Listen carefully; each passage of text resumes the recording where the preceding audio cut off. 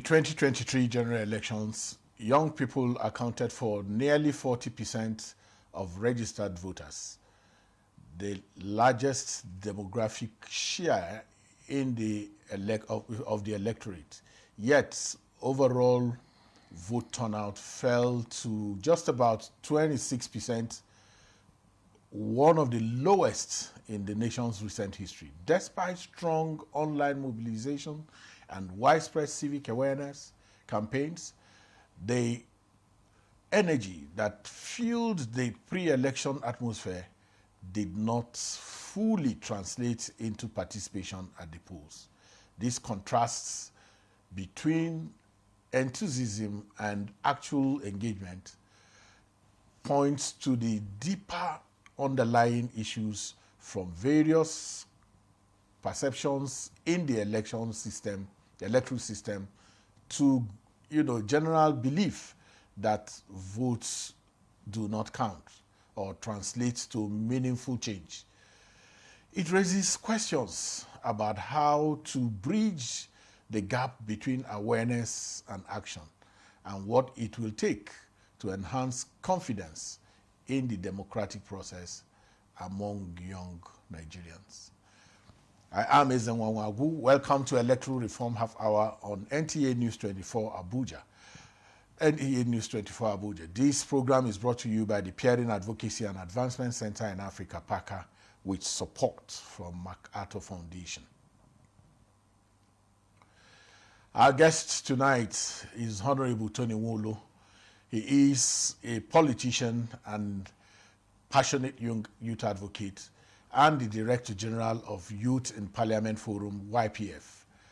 He served in Nigeria's House of Representatives from 2015 to 2019, representing Oshodi Isolo Federal Constituency as a key member of the National Assembly, and he led the bill on the Not Too Young to Run bill, which is popular among young Nigerians. Today, I'm excited to have Honorable Tony Nwolo with me on set. Thank you. So excited to have you. Thank you. It's so heartwarming to know that what you battered has grown into a very big movement. How do you feel about that? Well, it's not too excited yet, but yes, it's a work in progress. I would rather see the cup half full, not half empty, considering where we're coming from prior to the penultimate, the act, right? The bill, which is now an act. We're coming from a very dark place, somewhere you would rather not refer to, because you had a whole lot of young people missing in action, missing in Nigerian political space. But today, I can tell you that, yes, today the young people are being mainstreamed in politics in Nigeria. So, I mean, it's a process, and it's continuous. So many people have put your face, as the face of young people participating in politics. But what do you think currently is your assessment of youth participation in shaping electoral reforms and the broader democratic processes? Okay, I would say that there is still some form of what I call ignorance or miseducation going on there. Yes, a whole lot of young people are currently turning on. The vibes are on, even on the social media, like you rightly pointed during your introduction.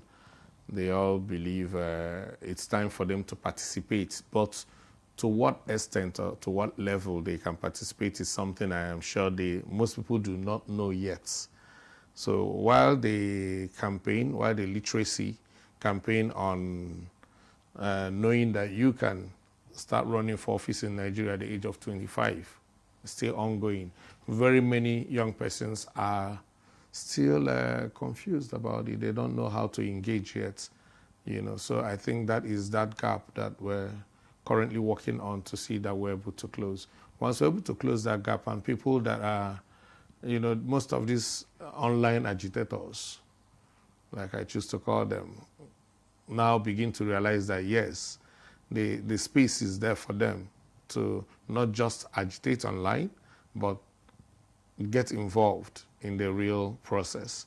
I'm sure you're going to see a whole lot of bouncing. That's the thing about Nigeria. Once it catches and everybody is there. So, but if you still look at the way we framed the Not Too Young to Run movement, it looks like we're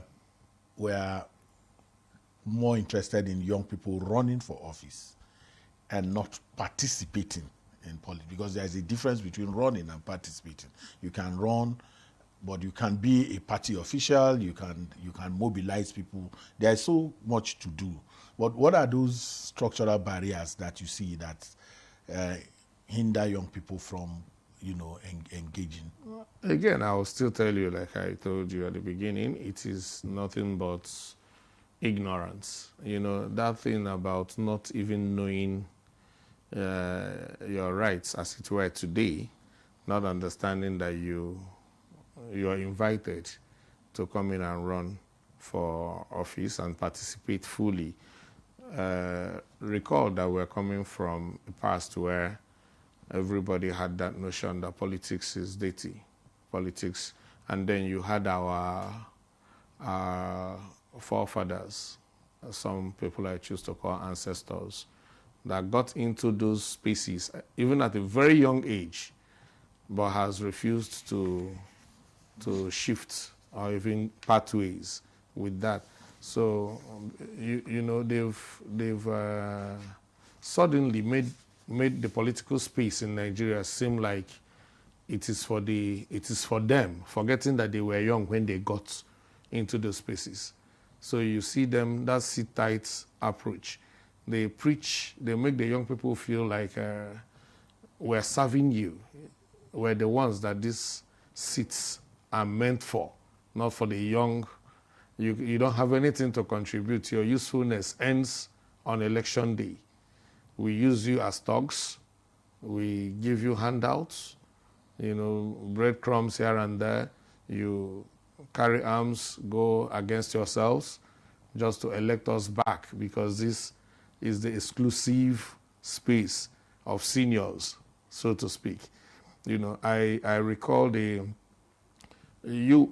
were a very staunch member of the movement for the Not Too Young to Run. So you recall the resistance that we had during those processes. In the house, I had my colleagues tell me, Tony, you're about to disrupt things. Are we going to start contesting with our children? So for them, just as they are breadwinners in the family, they also want to be national breadwinners in the political space. I see. So they believe that they are the fathers in the political space, and the way they run their homes, everyone is at their whims and caprice. That's the same way they want to continue with their influence in that. So they vehemently resisted this bill at the beginning. A whole lot of them did, but yes, we were able to push through. There was that organizing that made that happen. But truth be told, I feel a lot of where we haven't done much yet is on that sensitization towards participating fully. Political participation goes beyond online banters and rantings, I always tell people, which is one of those. And you cannot undermine the online or the digital brouhaha that goes on. It is part of it. But it's amazing that these same people, with the energy they use online today, that we've seen them, the organizing online is amazing. When I mean organizing, these are people that from different backgrounds will come together and contribute money.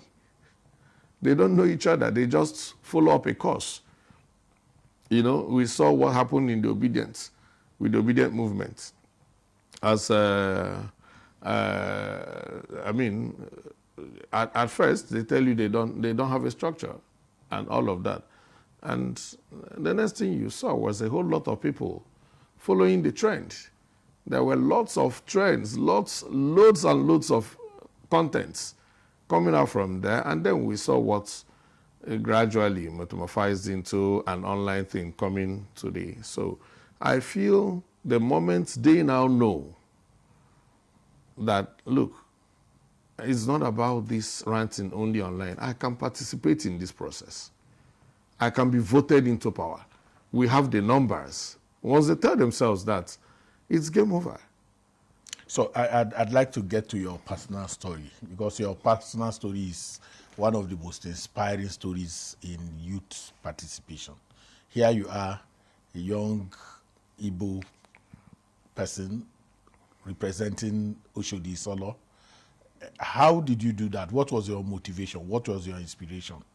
And then, because of time, when you got into the house, and piggyback today now, when there's conversations about reforms, are you seeing young people really playing any role in these amendments, and whether their inputs are truly being captured? Okay, I'll take the first one. My journey is quite a unique and peculiar one, really, because I set off this. I was 36 when I got to the house, and at that time, the cutoff mark was 35. Yeah, so it was just 1 year that I used in getting to the house, and I got into the house with a few young persons that were in the house then, almost a day, and we're just, I don't think we were more than 4 that were below 40 that were in the house then. Yeah, but mine from Oshodi Solo, the Oshodi Solo Federal Constituency 2, where I represented, was, it was truly a story that makes you understand that the young people will stand for you. But it doesn't matter where you're coming from. It will interest you to know that I don't even speak Yoruba. I don't hear Yoruba. You don't understand it. I don't understand it. So I couldn't understand the cultural language. But yet, that little language that we could communicate with in Pidgin, they believed me. Broke the barrier. I defeated an incumbent who was going for a second term. Right? And then my primaries had I and 2 other Yoruba aspirants contest for the primaries. I think this will be something that will be in your memo. We'll go on a short break now. Yeah. Electoral Reform Half Hour continues shortly when we return.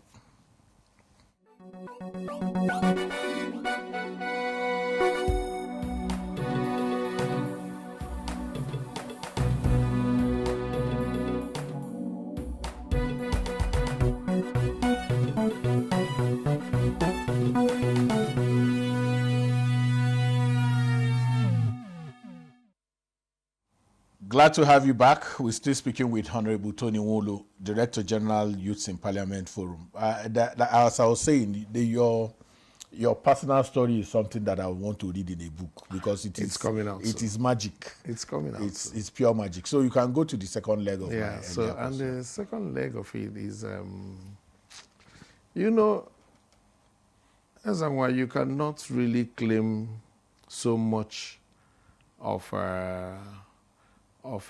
dominance in a space you are not well represented in, or you don't have the numbers. So the voice of the young people being heard in the election reforms, and I'll tell you, it's neither here nor there, you know, because, I mean, having been in the chambers and knowing that other than this assembly led by the Right Honorable Speaker, Tajuddin Abbas, PhD, that has given young people more space to function. I do let you know that it's under this assembly that the Speaker had to set up a new committee, called the Youth in Parliament Committee, recognizing that space, and then appointed a chair that is also a very young person, Honorable Olamijuwon Alawakala, chair that committee. So I will tell you that their contributions has been quite amazing in allowing, every now and then you see Mr. Speaker holding different interactive sections with the young people. You see his deputy, Ben Carlo, holding interactive sections with young people. You see the bill he's championing about women. Reserve seat bill. Yeah, reserve seat bill and all the rest of them. So, yes, I would tell you that this particular assembly has been nothing but pro-youth. That I'll tell you. So I want to believe that the young people have a more, in fact, Olami Jumakala, MFR, is coming up with a new bill for reserved seats for youths, which I also want to believe would scale through. So I see the space for them, for more young people to engage, but then it has to be organized. There need to be those movements, understanding that the particular assembly that we have now is willing to. So is that why you batted YPF? And in batting YPF, are you hoping to connect digital youth activism to real political power, and how that can get into YPF was batted by the speaker, and is chaired by the chairman of the Youth in Parliament Committee of the National Assembly. And are we willing to champion the cause of having more youths engage in the reforms? Absolutely. And we've been doing that. We've been supporting the young people in several ways. We've been supporting a whole lot of young people. We've been bringing them up, getting them mainstreamed in politics. A whole lot is going on with YPF at YPF, which I lead as the DG. And we invite young people to come around and be part of. As a matter of fact, we've started a process called the Take Action Campaign, which is actually geared to see more young people elected in office. It will interest you to know that our target is to register 20 million young people across the country for this coming election. And we're already on the process. I can tell you we are getting it already.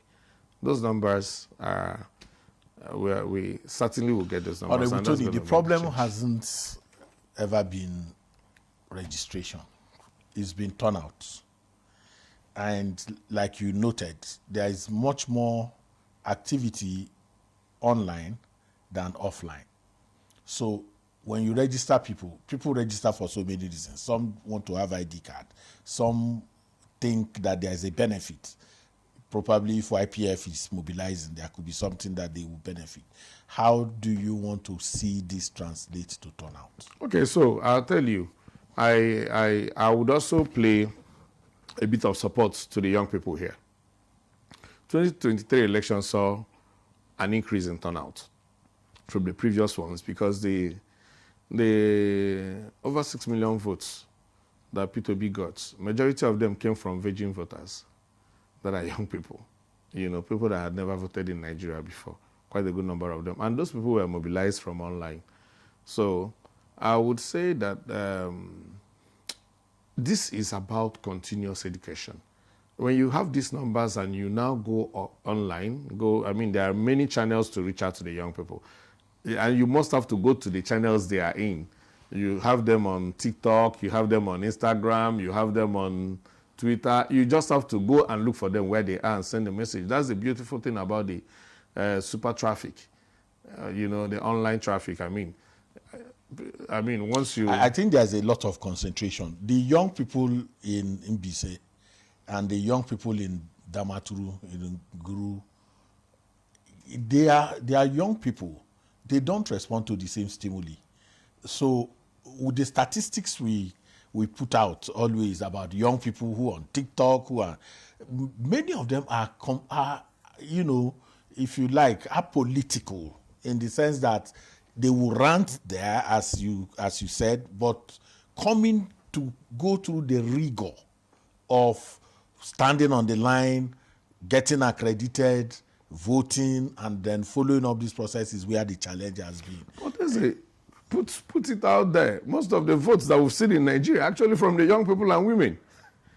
Let's call it spade a spade, because the old men, hardly come out on election day.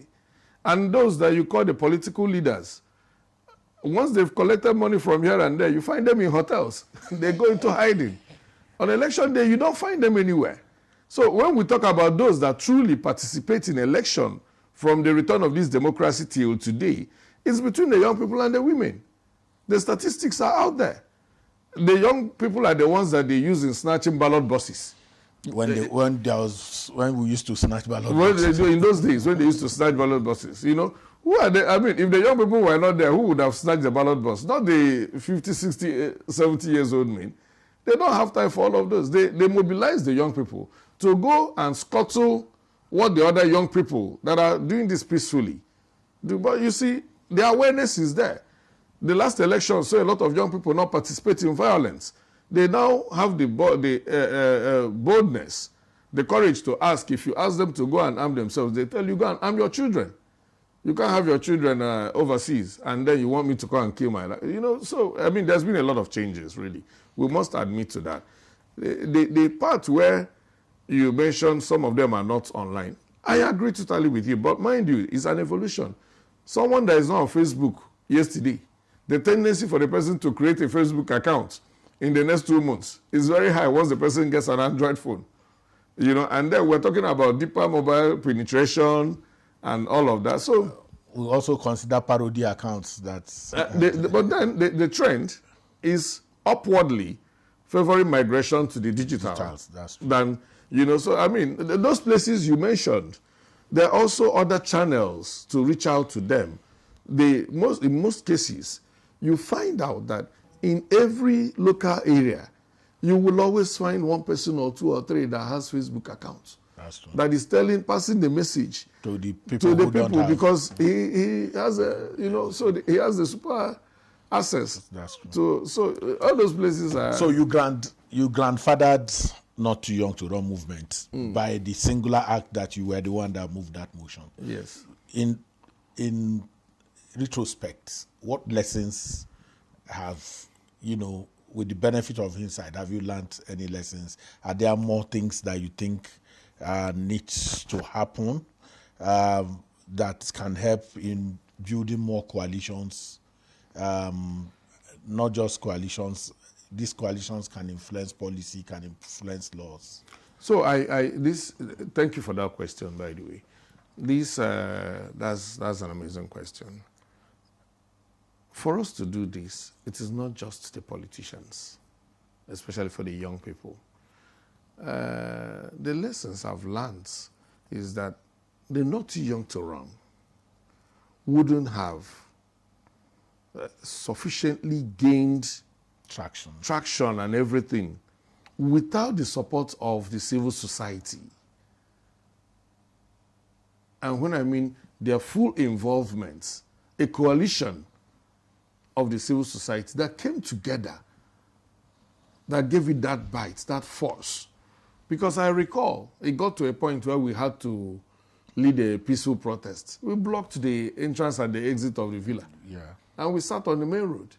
The DSS came, threatened us, did everything. But we stood our ground until Mr. President agreed to give us a date to assent to the bill. That shows the power of coordination, cohesion. You know, so if only the civil society is able to engage theirs together, come together and say, look, we need to start the process of informing, conscientizing the youth, telling them, what I see currently is sparsely. One civil society is doing, another is doing, so it looks like it's not gaining enough traction. But for that traction to come on board, there has to be a coalition of civil society coming together to start the sensitization of this process. And that merger with the civil society and the politically active young people would mean a lot, because one, the civil society gives it the bite and the credibility and every other thing, providing the technical support from behind and churning out the framework for these engagements and this coalition. And then you have the political elements. Well, that's why fluent. that's why YPF is on this program today, and it's part of that our contribution to. So we're going to get to that point. Once we get our 20 million secured, we're going to get to the point where we're calling a coalition of civil society, everyone, for the conscientization of these people. We are going to see the young people begin to turn out massively. I tell you, the young people are going to massively Honorable turn out. Tony, this is where we draw the curtain on this episode of Electoral Reform Half Hour. And I wish to especially thank you, Honorable Tony Nwolu, for your time and contributions on the program. Thank you. It was a pleasure having you. Thank you so very much. Thank you. Thank you for having me. Electoral Reform Half Hour is brought to you by the PRN Advocacy and Advancement Center in Africa with sponsorship from Mercator Foundation. We are live every Saturday from 8:30 p.m. to 9 p.m. with a repeat broadcast on Sunday at 2:30 p.m.